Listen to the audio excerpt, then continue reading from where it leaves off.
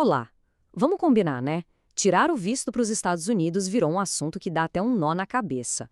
A gente ouve falar de filas de espera gigantescas, de taxas que vão subir e até a notícia de que suspenderam vistos. Fica difícil saber o que é verdade e o que é só para causar pânico. Bom, é para isso que a gente está aqui. Nesta análise, vamos botar os pingos nos is e entender direitinho o que de fato mudou nesse cenário. Pois é, essa é a pergunta de US$ 1 milhão, né? No meio de tanta notícia, tanta informação desencontrada, a gente fica sem saber o que mudou de verdade e para quem. O nosso objetivo aqui é exatamente esse: separar o que é um alerta importante do que é só alarme desnecessário para quem está planejando uma viagem. Tá, então vamos entender a cronologia dos fatos. Tudo começou com uma notícia que já complicou bastante a vida de muita gente. O tempo de espera para a entrevista simplesmente dobrou. Logo em seguida veio outro baque, dessa vez no bolso, o anúncio de que as taxas iam ficar mais caras. E para fechar o pacote, a notícia que mais assustou, a tal da suspensão de vistos. Essa linha do tempo mostra bem a sequência de acontecimentos que a gente vai desvendar agora, um por um. Então, vamos começar pelo problema que afeta a grande maioria das pessoas: o aumento absurdo no tempo de espera para conseguir agendar a entrevista do visto de turista.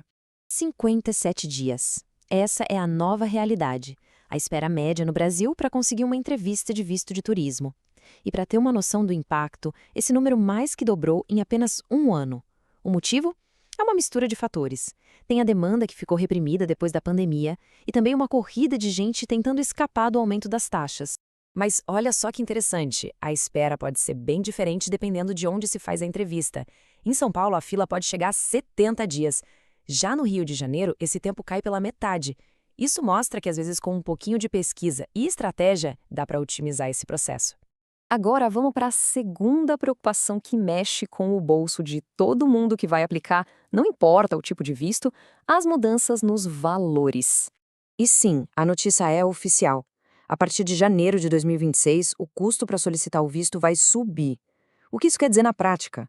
Que para quem está planejando começar o processo, o tempo está correndo. O planejamento financeiro se torna uma peça ainda mais importante nesse quebra-cabeça. E o que exatamente vai mudar?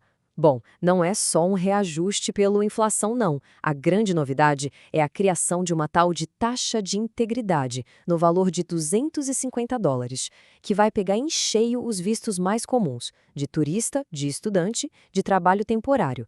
E fica um alerta muito importante: se alguém pagar o valor antigo depois da data da mudança, o pedido pode ser rejeitado na hora. Chegamos agora no ponto que causou o maior alvoroço: a história da suspensão de vistos. Aqui é importantíssimo a gente esclarecer a confusão e entender quem de fato é impactado por isso. Esse é talvez o ponto mais crucial da nossa conversa. E aqui está a resposta que tanta gente estava procurando. Presta atenção: a suspensão afeta apenas os vistos de imigrante. Ou seja, quem está no processo para conseguir o Green Card para morar permanentemente nos Estados Unidos. Agora, se o plano é turismo, o estudo ou trabalho temporário, o visto é de não imigrante. E para esses, olha que alívio, nada mudou. O processo continua rolando normalmente. Entender essa diferença é tudo. E para não deixar nenhuma sombra de dúvida, essa citação de um especialista no assunto confirma o que a gente acabou de ver. Se o objetivo é estudar, passear ou trabalhar por um tempo, o processo continua exatamente o mesmo de antes. É uma notícia que traz um alívio danado no meio de tanto barulho, né?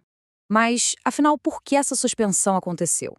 A justificativa oficial do governo americano é a regra do encargo público. Pensa nisso como uma análise de risco. Basicamente, o governo quer garantir que a pessoa que busca morar no país consiga se sustentar, sem precisar depender de programas de ajuda do governo no futuro. Ok, agora que a gente já esclareceu as notícias mais preocupantes, vamos olhar para uma outra direção. Vamos explorar uma opção bem estratégica para profissionais qualificados que querem o Green Card, mas por um caminho que não foi afetado por essa suspensão. Esse é o visto EB2NWI. Para profissionais com formação avançada ou com habilidades realmente excepcionais, ele pode ser um divisor de águas. E por quê? Porque a grande vantagem dele é que o profissional pode pedir o Green Card por conta própria, não precisa de uma oferta de emprego de uma empresa americana. O mérito e a importância do trabalho da pessoa para os Estados Unidos é que abrem as portas.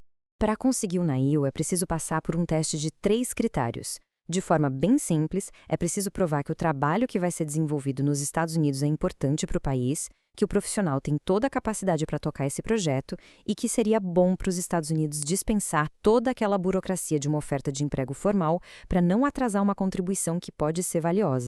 Para a gente fechar, vamos passar por algumas dicas práticas e umas atualizações importantes que valem para todo mundo que vai solicitar um visto, para tentar ajudar a deixar esse processo todo um pouquinho mais suave.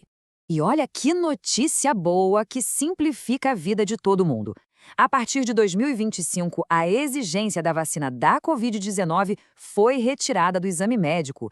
É um item a menos na lista de pendências, uma burocracia a menos nesse processo todo. E se o visto foi negado? A primeira regra é: calma, não é o fim do mundo. O passo seguinte é entender o porquê. Geralmente o motivo é a falta de comprovação de vínculos fortes com o Brasil. Então, o caminho é fortalecer esses laços, emprego, família, bens e só depois tentar de novo. Se possível, com a ajuda de um especialista para não cometer o mesmo erro. E a gente encerra com essa reflexão. As filas longas, as taxas novas e as regras mais rígidas mostram que navegar pelo processo do visto americano está, sim, mais complexo. Talvez, hoje em dia, o sucesso dependa bem menos de sorte e muito mais de informação, de planejamento e, principalmente, de estratégia.